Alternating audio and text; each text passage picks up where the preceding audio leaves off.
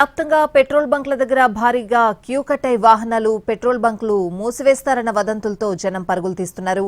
నిన్నటి నుంచి చమురు కోసం బారులు తీరారు వాహనదారులు. అయితే రాత్రి నుంచి వాహనదారులు బారులు తీరడంతో చాలా చోట్ల బంకులను మూసివేశారు.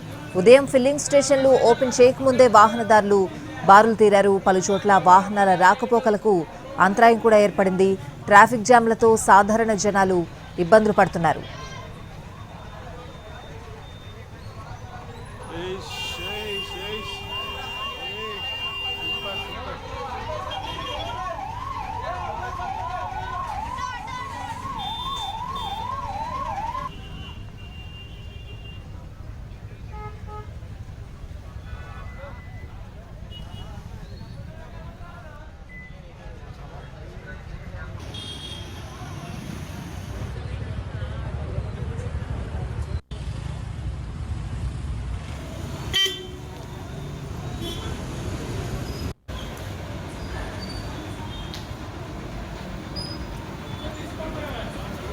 తెలంగాణ వ్యాప్తంగా పెట్రోల్ బంక్ల దగ్గర భారీగా క్యూ కట్టై వాహనాలు పెట్రోల్ బంకులు మూసివేస్తారన్న వదంతులతో జనం పరుగులు తీస్తున్నారు. నిన్నటి నుంచి చమురు కోసం బారులు తీరారు వాహనదారులు. అయితే రాత్రి నుంచి వాహనదారులు బారులు తీరడంతో చాలా చోట్ల బంక్లను మూసివేశారు. ఉదయం ఫిల్లింగ్ స్టేషన్లు ఓపెన్ చేయకముందే వాహనదారులు బారులు తీరిన పరిస్థితి. పలు చోట్ల వాహనాల రాకపోకలకు కూడా అంతరాయం ఏర్పడింది. ట్రాఫిక్ జామ్లతో సాధారణ జనాలు ఇబ్బందులు పడుతున్నారు.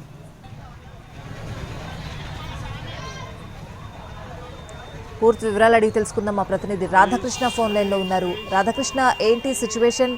జనాలందరూ కూడా ఫిల్లింగ్ స్టేషన్ల దగ్గర బారులు తీరిన సిచ్యువేషన్ అయితే కనిపిస్తోంది.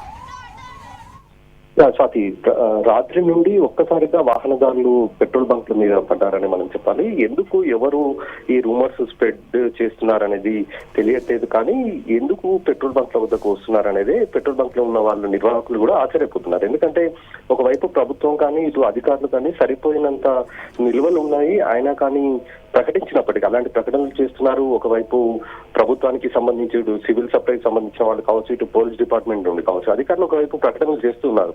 ఎక్కడ కూడా ఆందోళన చెందాల్సిన అవసరం లేదని ఒకవైపు చెప్తున్నారు. అలాగే పార్లమెంట్ లో కూడా ఏకంగా ప్రధానమంత్రి మోడీ కూడా స్పష్టం చేశారు కావాల్సిన నిల్వలు ఉన్నాయని. కానీ వాహనదారులు మాత్రం ముందు జాగ్రత్తగా, అంటే కొన్ని ప్రాంతాలలో నగర శివారు ప్రాంతాలైన ఇటు కొన్ని ప్రాంతాల్లో పెట్రోల్ బంకుల్లో నో స్టాక్ బోర్డు పెట్టడంతో ఒక్కసారిగా వాహనదారుల్లో ఆందోళన అనేది మొదలైంది.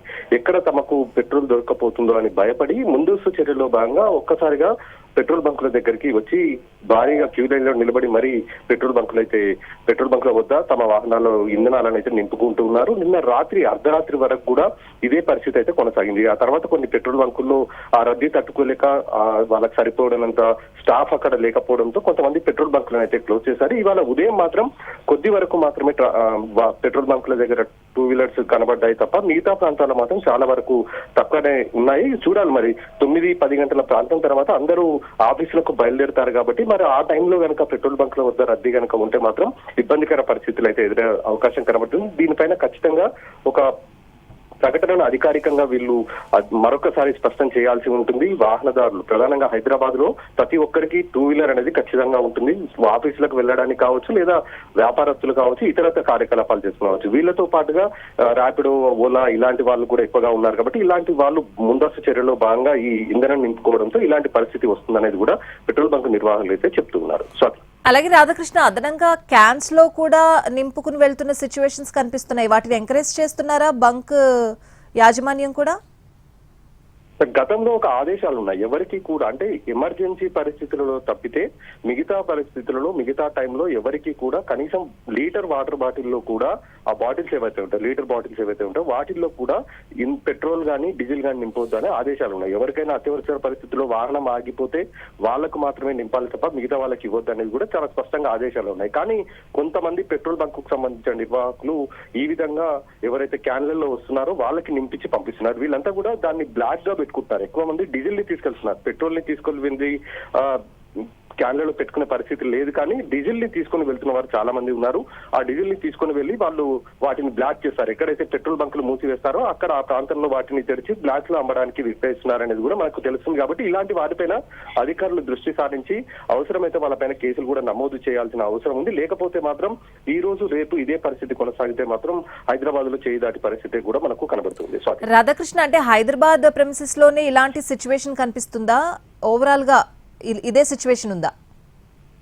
చాలా తక్కువ మనకు కనబడుతుంది. సో అది ఎక్కడ కూడా గత 2 రోజుల నుంచి మనం చూస్తే ఎక్కడ కూడా లేదు. వారం రోజుల క్రితం మాత్రమే ఓల్డ్ సిటీలో ఒక మెసేజ్ సర్క్యులేట్ కావడం జరిగింది. 10 రోజుల క్రితం దాదాపు ఒక నైట్ ఒక సర్క్యులేట్ చేశారు వాట్సాప్ లో, పెట్రోల్ బంకులు క్లోజ్ చేస్తున్నారంటూ కూడా ఒక సర్క్యులేట్ చేయడం జరిగింది. దాంతో ఒక్కసారిగా ఆ రోజు రాత్రి ఓల్డ్ సిటీతో పాటు మిగతా ప్రాంతాల్లో ఉన్న వాళ్ళ పెట్రోల్ బంకుల వైపు ఒక్కసారిగా వాహనదారులు వచ్చారు. కానీ పోలీసులు వాళ్ళకందరికి కూడా నచ్చజెప్పారు, అలాంటిది ఏదీ లేదు, తప్పుడు రూమర్లు అవి ఏవి కూడా పట్టించుకోవద్దు అని చెప్పారు. ఆ తర్వాత మరుసటి రోజు నుండి మామూలుగానే పెట్రోల్ బంకుల వద్ద వాహనదారులు మనకు కనబడుతున్నారు. కానీ నిన్న రాత్రే ఒక్కసారిగా ఎందుకు ఇలాంటి పరిస్థితి వచ్చిందనేది కూడా అధికారులు అంచనా వేసే ప్రయత్నం అయితే చేస్తున్నారు. ఎవరైనా కావాలని సర్క్యులేట్ చేస్తున్నారా, లేదా కొంతమంది పెట్రోల్ బంకుల వద్ద నో స్టాక్ బోర్డు పెట్టడంతో వాటిని చూసి, అంటే ఇప్పుడు న్యూస్ ప్రసారం చేస్తున్నారు కాబట్టి అలాంటి న్యూస్ ఏమైనా చూసి భయపడి ముందస్తు చర్యల్లో ఇలాంటి వాహనదారులు ఈ విధంగా పెట్రోల్ కానీ లేదా డీజిల్ కానీ పోయించుకుంటున్నారు అనేది కూడా చూడాల్సిన పరిస్థితి అయితే కనబడుతుంది. ప్రధానంగా హైదరాబాద్ తో పాటు సైబరాబాద్, రాచకొండ, ఫ్యూచర్ సిటీ ఈ ప్రాంతాల్లోనే ఎక్కువగా మనకు కనబడుతుంది. ఎందుకంటే చాలా మంది 2 వీలర్స్ పైన ఎక్కువగా వాహనాలు సంబంధించి ఆఫీసులకు వెళ్ళడం, తమ వ్యక్తిగత కార్యకలాపాలు కావచ్చు, ఇతరత్ర వ్యాపారాలకు కావచ్చు, వాళ్ళంతా కూడా ఎక్కువగా 2 వీలర్స్ వాడే అవకాశం కనబడుతుంది. కార్లలో చాలా తక్కువ మంది, అంటే 2 వీలర్స్ తోటి పోల్చుకుంటే మాత్రం తక్కువ మంది మనం చెప్పాలి. ఎక్కువగా ఇలాంటివి వాళ్ళు ఆఫీసులకు వెళ్లే వాళ్ళు ఉంటారు కాబట్టి, అందులోనూ సాఫ్ట్వేర్ ఎంప్లాయీస్ కూడా ఉంటారు. వాళ్ళు ఎక్కువగా ఆఫీసులకు వెళ్ళడానికి భయపడే నేపథ్యంలో ఈ విధంగా ఇంధనాలను నింపుకుంటున్నట్టుగా మనకు తెలుస్తుంది. ఈ ఎఫెక్ట్ మాత్రం ఈ 3 కమిషనరేట్ల పరిధిలోనే మనకు ఎక్కువగా కనబడుతుంది. Swathi. Right Radhakrishna, thanks for the updates.